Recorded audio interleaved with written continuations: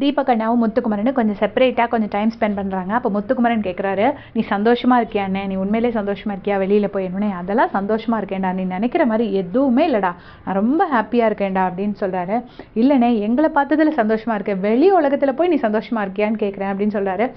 இல்லைடா, உண்மையிலே ஹாப்பியாக தான் இருக்கிறேன், நீங்கள் எல்லோரும் எனக்கு நல்ல ரெக்கக்னிஷன் கிடச்சிதுடா, அதை விட நீ இங்கே எனக்கு கொடுத்திய ஒரு ரெக்கக்னிஷன் அது ரொம்ப பெருசுடா அப்படின்னு சொல்லிட்டு கையை பிடிச்சி ரொம்ப ஆத்மார்த்தமாக வந்து தேங்க் பண்ணுறாரு.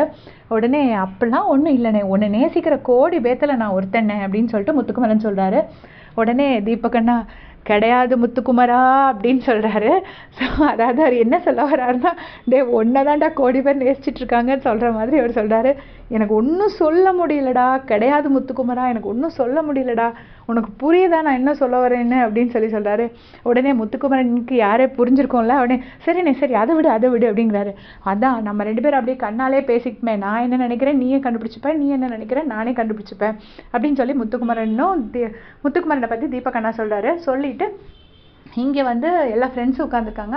அப்போ சொல்கிறாரு, நாங்கள் எதுவும் பேசிக்கலன்னு நினைக்காதீங்க, ஜஸ்ட்டு பார்த்தாலே போதும், ரெண்டு பேரும் என்ன மனசில் வச்சுருக்கோங்கிறது க்ளீனாக தெரிஞ்சிடும் அப்படின்னு சொல்கிறாரு. அதுக்கப்புறம் என்னென்னா, நான் வந்து ரொம்ப லைவ் பார்க்கல, ஏன்னா பார்த்தா ஒய்ஃப் வந்து இவ்வளோ நாள் அவங்க கூட இருந்தேன், இப்போ திரும்ப அவங்க கூட போக போகிறீங்க, அப்புறம் என்ன என் கூட பேசாமல் லைவே பார்த்துட்ருக்கீங்கன்னு சொல்லுவா, அதனால எனக்கு லைவ் பார்க்கவே டைம் கிடைக்கல அப்படின்னு சொல்லிட்டு அது வின்னர்ஸ் ப்ரைஸ் மணி ஏன் ரெடியூஸ் ஆகிருக்கு அப்படின்லாம் கேட்குறாரு.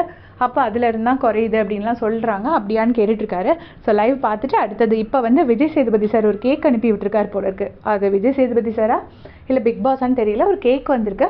ஏன்னா எனக்கு விஜய்ஸ்க்கு பர்த்டே இல்லையா, ஸோ அந்த கேக் கட்டிங் செலிப்ரேஷன் நடக்க போகுது. லைவில் பார்த்துட்டு அப்டேட் பண்ணுறேன். அநேகமாக நீ உடனே பணப்பட்டி வந்துடும் நினைக்கிறேன். தேங்க்ஸ் ஃபார் வாட்சிங்.